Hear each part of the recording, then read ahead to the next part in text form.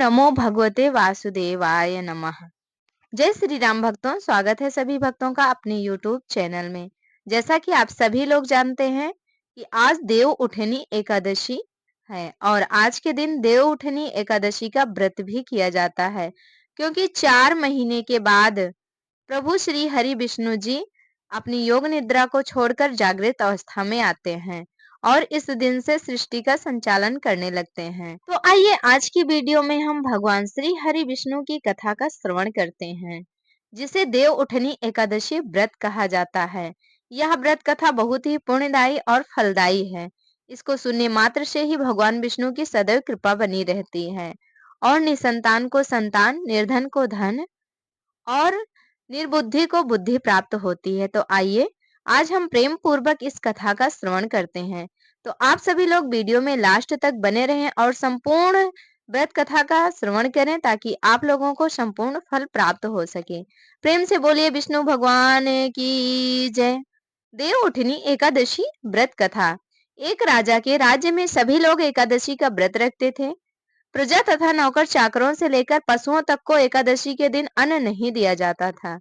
एक दिन किसी दूसरे राज्य का एक व्यक्ति राजा के पास आकर बोला, महाराज कृपा करके मुझे नौकरी पर रख लें। तब राजा ने उसके सामने एक शर्त रखी कि ठीक है, रख लेते हैं, किंतु रोज तो तुम्हें खाने को सब कुछ मिलेगा, पर एकादशी को अन्न नहीं मिलेगा।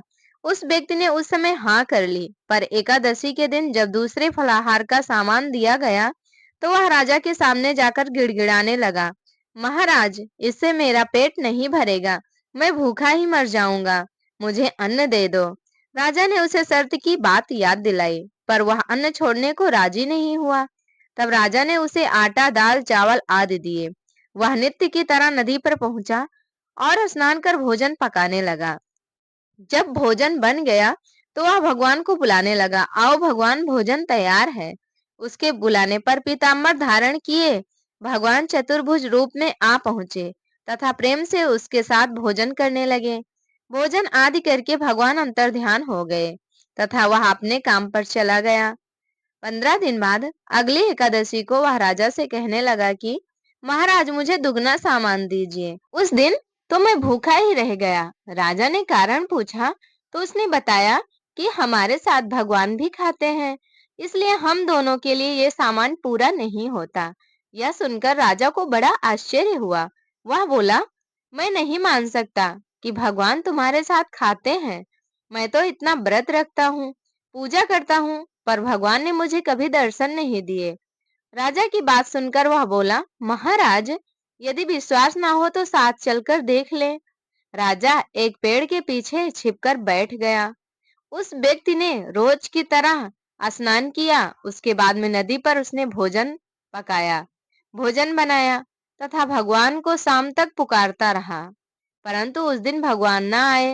अंत में उसने कहा, हे भगवान, यदि आप नहीं आए तो मैं नदी में कूदकर प्राण त्याग दूंगा, क्योंकि आप उस दिन एकादशी को आए थे और आपने हमारे साथ भोजन भी ग्रहण किया था।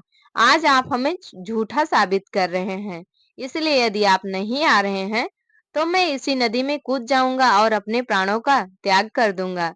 लेकिन तब भी भगवान नहीं आए। तब वह प्राण त्यागने के उद्देश्य से नदी की तरफ बढ़ा। प्राण त्यागने का उसका दृढ़ इरादा जान शीघ्र ही भगवान ने प्रकट होकर उसे रोक लिया और साथ में बैठकर उसके साथ भोजन करने लगे। खा पीकर उसे अपने विमान में बिठाकर अपने धाम ले गए। यह देख राजा ने सोचा कि व्रत उपवास से तब तक कोई फायदा नहीं होता जब तक मन हमारा शुद्ध ना हो। इससे राजा को ज्ञान मिला। वह भी मन से व्रत उपवास करने लगा और अंत में स्वर्ग को प्राप्त हुआ। इसलिए कोई भी व्रत करना जरूरी नहीं है, जरूरी तब है कि उसे मन से माना जाए।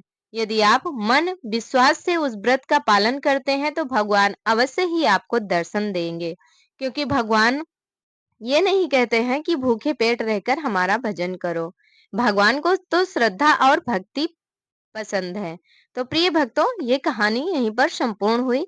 आइए देव उठनी एकादशी व्रत की दूसरी कथा का श्रवण करते हैं, जो बहुत ही करुणामयी और भव्य कथा है। तो ध्यान पूर्वक इस कथा को भी सुने। एक राजा था, उसके राज्य में प्रजा सुखी थी। एकादशी को कोई भी अन्न नहीं बेचता था, सभी फलाहार करते थे। एक बार भगवान ने राजा की परीक्षा लेनी चाहिए। भगवान ने एक सुंदरी का रूप धारण किया तथा सड़क पर बैठ गए। तभी राजा उधर से निकला और सुंदरी को देख चकित रह गया। उसने पूछा, हे सुंदरी, तुम कौन हो और इस तरह यहाँ क्यों बैठी हो? तब सुंदर स्त्री बने भगवान बोले, मैं निराश्रिता हूँ, नगर में कोई मेरा नहीं है और मैं ना ही किसी को जानता पहचानता हूँ, कोई मेरा जाना पहचाना भी नहीं है, किससे सहायता मांगू? राजा उसके रूप पर मोहित हो गया था। वह बोला, तुम मेरे महल में चलकर मेरी रानी बनकर रहो। सुंदरी बोली, मैं तुम्हारी बात मानूंगी, पर तुम्हें राज्य का अधिकार मुझे सौंपना होगा। राज्य पर मेरा पूर्ण अधिकार होगा। मैं जो भी बनाऊंगी तुम्हें खाना होगा। राजा उसके रूप पर इतना मोहित था, अतः उसने उसकी सभी शर्तें स्वीकार कर ली, उसकी सभी शर्तों को मान गया। अगले दिन एकादशी थी। रानी ने हुक्म दिया कि बाजारों में अन्य दिनों की तरह अन्न बेचा जाए। उसने घर में मांस मछली आदि पकवाए तथा परोसकर राजा से खाने के लिए कहा। यह देखकर राजा बोला, रानी, आज तो एकादशी है, मैं तो केवल आज फलाहार ही करता हूँ। आज के दिन मैं अन्न नहीं ग्रहण करता हूँ और ना ही मांस मदिरा का सेवन करता हूँ। तब रानी ने शर्त की याद दिलाई और बोली, या तो खाना खाओ, नहीं तो मैं बड़े राजकुमार का सिर काट दूंगी। राजा ने अपनी स्थिति बड़ी रानी से कही तो बड़ी रानी बोली, महाराज, धर्म न छोड़ें, बड़े राजकुमार का सिर दे दें। पुत्र तो फिर मिल जाएगा, पर धर्म नहीं मिलेगा दोबारा। उसके बाद उसी दौरान बड़ा राजकुमार खेलकर वहां आ गया। माँ की आंखों में आंसू देखकर उसने माँ से रोने का कारण पूछा, तो माँ ने उसे सारी वस्तु स्थिति सारी बातें बता दी। तब वह बोला, माँ, मैं सिर देने के लिए तैयार हूँ, जिससे पिताजी के धर्म की रक्षा होगी और इससे रक्षा जरूर होगी। राजा दुखी मन से राजकुमार का सिर देने को तैयार हो गया। तो रानी के रूप से भगवान विष्णु ने प्रकट होकर असली बात बताई। उसी वक्त भगवान विष्णु प्रकट हो गए उसी रानी के रूप में।